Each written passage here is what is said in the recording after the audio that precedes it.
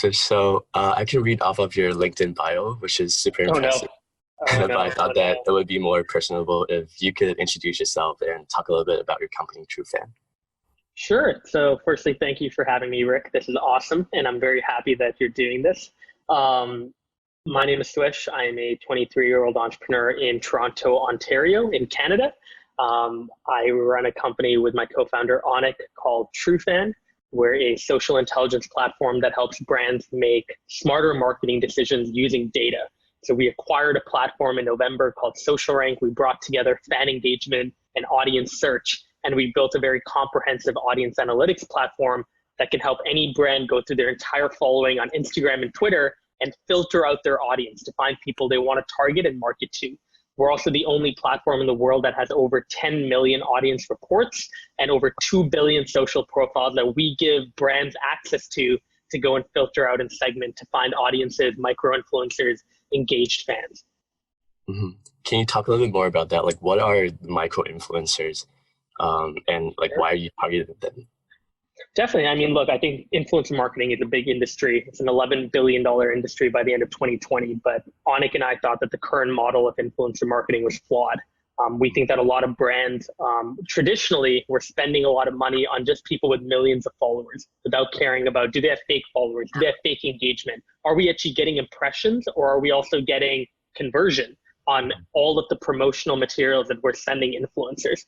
So that's where Onik and I noticed that micro influencers, people that have between 10 to 150,000 followers, they don't have millions of followers, but they tend to have higher engagement rates.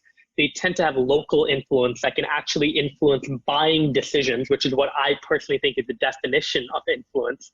They're cheaper to work with. And a lot of times micro influencers are actually aligned with your brand already. They buy from you, they buy your product. So it's not a random person that you're hitting up. So that's one of the benefits that I think a brand can use when they come onto our platform and try to find micro influencers.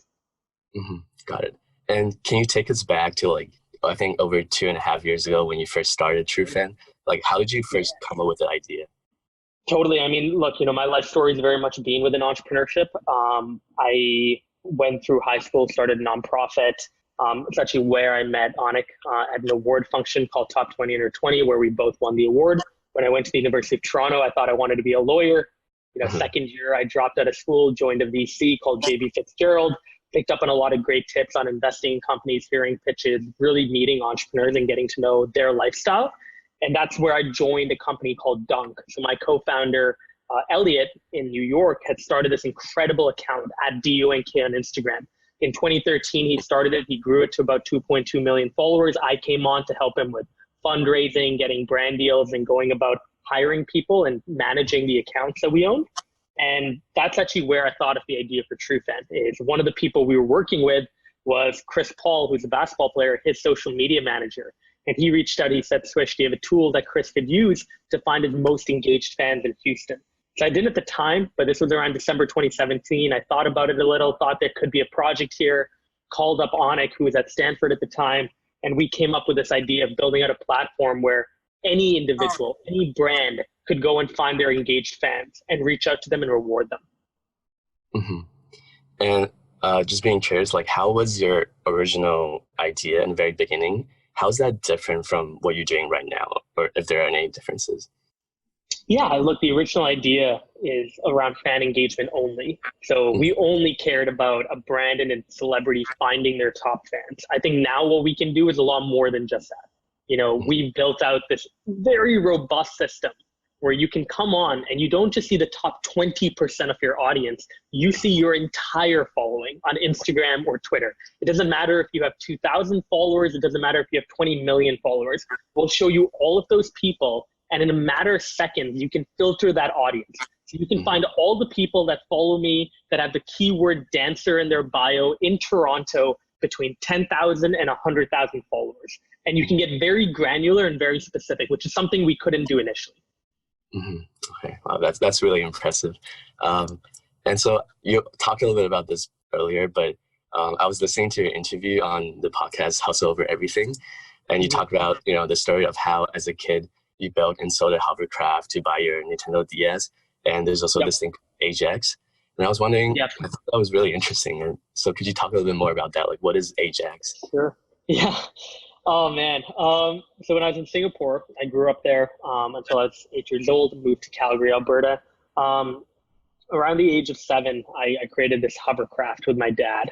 And honestly, he built it. Like I was literally just there writing out stuff and ideas. And I think he wanted to teach me a bit about engineering and the work that he did.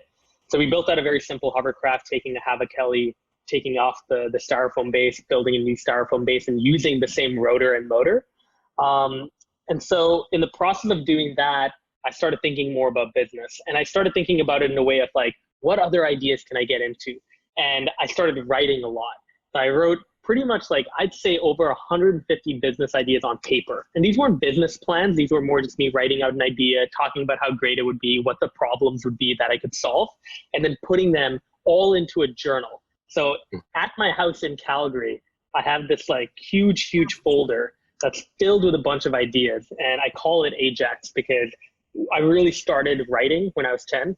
And I started writing all these business ideas when I'm 10, so AgeX, but it's also something that maybe down the road I'd like to start as a company.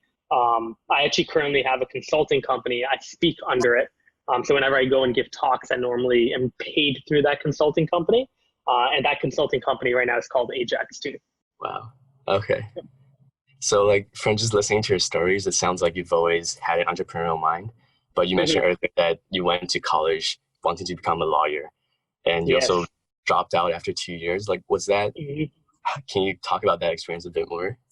Totally. I mean, look, I was definitely interested in entrepreneurship because of movies, TV shows that had a very strong influence on me.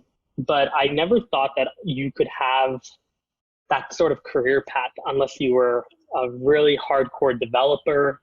You know, you had incredible technical skills. You were really smart, like a Mark Zuckerberg, to drop out and do it. So I thought it would be great to you know, make sure that I have a strong foundation. And I went into college thinking I wanted to be a lawyer. You know, I knew that eventually I'd probably start my own thing, but I thought, why don't I just get a law degree? So I was in undergrad. Second year came around. I realized that I was working a lot more on projects outside of school. I was speaking under the National Speakers Bureau at the time, talking a lot about mental health, about debate, about the transition from high school to university. And I was also building out a side project with my former debate partner in high school, Arjun, a wearables project. And so going through and spending a lot of time focusing on that and not attending classes made me realize that, hey, maybe at this moment where I am right now, 20 years old, I should take some time off and just focus in on this project if I do think it'll do well. And so that project obviously took me to New York. It brought me in contact with Trevor Booker. It brought me in contact with the VC he was running. But I think dropping out obviously was a hard decision to make. And I also come from an immigrant family where, you know, you can't just go up to your mom and say you're dropping out and not hear a lecture on how I'm going to end up being a failure. But I think my mom eventually got around to it after a year of me living on my own in New York, after seeing that I can make my own money, I can put food on the table, have a shelter to live in, and I'm happy and I'm enjoying what I'm doing and I'm good at it. I think she started trusting me more. I definitely think she would want me to go back to school. I think it's kind of just a mom's dream to see her son or daughter graduate. But I always told her that eventually I'll do it. If I'm 55, you know, I think past the age of 55, the government actually gives you free education. So I might actually take them up on that and graduate when I'm like 57 or whatever. Yeah, and so this is a question that I really want to ask you, because you talked about, you know, obviously Trufan is in your first company. You also have a podcast, you published a book, you've done multiple TED Talks. So like, how do you actually manage to do so many different things? Yeah, I get that question a lot. Look, like, I think that early on, I knew that what I wanted to build was a multi-hyphenate career. And what that means is I didn't just want to do one thing, but I wanted to do multiple things. I think where I went wrong a little bit is in the first year of Trufan, for example, I don't think I was as focused as I am right now. I was kind of all over the place. You know, I was working on Trufan, but I was also speaking. I was writing this book. You know, I was traveling a lot for speaking. I was, you know, going through and doing some endorsements, whether it was for social media or whether it was just for my personal brand. And that was great. Definitely helped me build a good footing in various places, meet some awesome people. But at the end of the day, the bread and butter of my life is Trufan. So I don't think I've been more focused than I've been maybe in the entire existence of Trufan than now. I think since, the end of March, really, like when COVID hit hard, I've just been really, really locked in. And that does mean sacrifices. It does mean not having to speak, not having to maybe do some sort of endorsements, not have to, I was thinking about maybe doing a clothing line and doing a pilot of that. I postponed that. I had obviously a shoe deal with K-Swiss and we postponed that as well. The book is going to come out later on now. It obviously got postponed due to COVID. So I think this is a good opportunity for me to really lock in and focus on a few things. But the short answer is these opportunities will come your way if you're moving. So if you're in the right circles, people are going to hit you up for various things and it unlocks opportunities. The question is whether you take them or not. Really comes down to timing. Like, can you actually focus in while doing all of these other things? And sometimes the answer is yes. Sometimes the answer is no, especially when things are intense. Got it. Okay. And when you were asked what motivates you to get up every day, I believe your answer was your family and your team at Trufan. Yes. And yes. I was wondering, if you have some ultimate goal you want to accomplish, where do you see yourself in 10 or 20 years of time?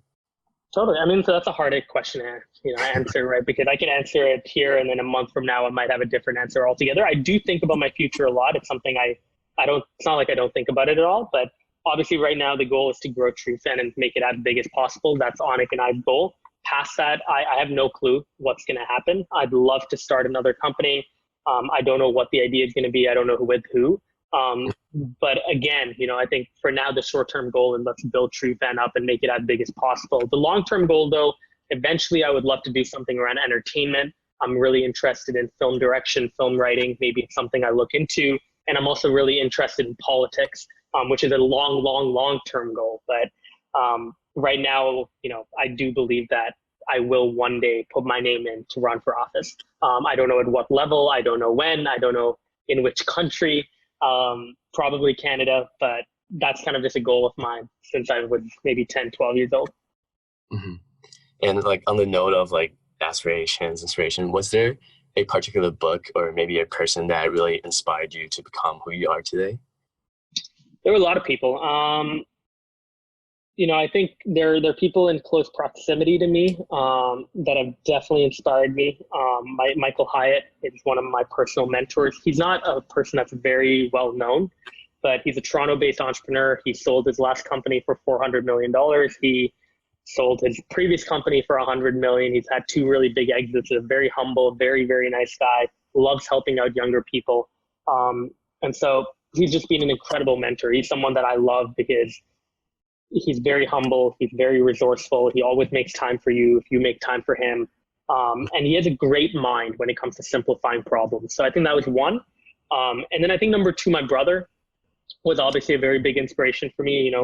He's a lawyer. He's clerking at the Supreme Court right now. He loves what he does. I've learned about loving what you do through him because he loves the law so much. He loves waking up and solving these big issues for judges or when he was back at the prosecutor, he was doing that for the city. That's the type of inspiration I draw upon when I'm thinking, okay, how do I know I'm living a life that I love? Or how do I know I'm working a job that I love? I look at my brother. Wow. Okay. And so do you have any advice for someone like me who's still in school, but is interested in entrepreneurship and maybe want to start a company in the future? Totally. 2 things. One is whatever you're doing right now, right? Networking, meet people. Mm-hmm. And the best way to network, in my opinion, is interviewing people. Reach out to people over LinkedIn, reach out to people over Instagram DMs. Tell them I've interviewed XYZ person. I'd love to have you on my podcast, or I'd love to have you get on a phone call with me so I can write an article about you. So grow your network because your network will take you in various places. You might not even want to be an entrepreneur after you meet 5, 10 people that are in a totally different industry that you're really interested in now because you've understood what that job is like through them. The second thing I think I would do if I was a student looking to start a company is not to overcomplicate it. Ideas normally that you think of initially aren't the ideas that you end off with, right? So my initial idea for Trufan, I wouldn't say we pivoted. We've definitely evolved though. The idea is very different from where we initially thought the idea was. So the biggest takeaway is make sure that once you have an idea, you don't try to plan too much because your initial idea doesn't need to be perfect for you to go out and get customer feedback and to then iterate it from there. So the biggest thing is to just try to get going, have an idea, put it into some visual format, whether it's a deck, a presentation, going in InVision and building out a wireframe that's non-functional, and then start showing people, get feedback, and then go back to the drawing board as quick as possible. Okay. And before we end, I want to also ask how you and the Trufan team are currently doing under the COVID-19 pandemic. Like, how has your business been affected? Totally. Thank you for asking. I mean, look, COVID's been a terrible time for many companies, and we know that, but thankfully, we've actually not seen a negative effect from COVID. We've been growing at a pretty healthy rate despite COVID. A lot of our customers, though, have been affected, and it means we've been very patient and empathetic towards them. And then I think more importantly, we've done a number of things for small businesses during this time. So at the start of April, we rolled out a SMB offering. So we gave any small business in the world under 25,000 followers access to our platform for free for 45 days. We took no credit card information. All you had to do was fill out a short survey. And that's going to end on May 15th. But past May 15th, we're actually going to be launching a free plan as well, because we thought it'd be awesome for any person in the world to be able to test out our platform through a free plan. The second thing we did is we started a monthly virtual event series called Navigating the Unknown. We had our first event on April 14th. We actually have our second event coming up at the end of May on May 28th. We're going to do this monthly, where we're going to do a virtual Zoom call. People are going to come in. They're going to be asking industry experts questions. And it's a great way to be able to meet your network and meet new people. And then the third and final thing we did was integrate our platform with some other platforms. So we integrated our technology with Hootsuite, which is obviously one of the biggest social media management companies in the world. And Hootsuite has about 1.2 million small businesses that use their platform out of 16 million users. So being able to help even a fraction of them gain insights on their audience through their Hootsuite dashboard was something we thought was really important to do during this time as well. So as much as possible, we've tried to be out there to say we're here to help. But thankfully, in terms of our own business, it hasn't been negatively affected as much. Mm-hmm. Yeah, like I follow you on LinkedIn and Instagram, and I really love what Trufan and what you've been doing to support small businesses. So thank you. Appreciate that. Thank you for taking the time to do this. And I really appreciate the advice you've given me. And I wish you the best of luck and stay safe. Amazing. Thank you, Rick. Love it.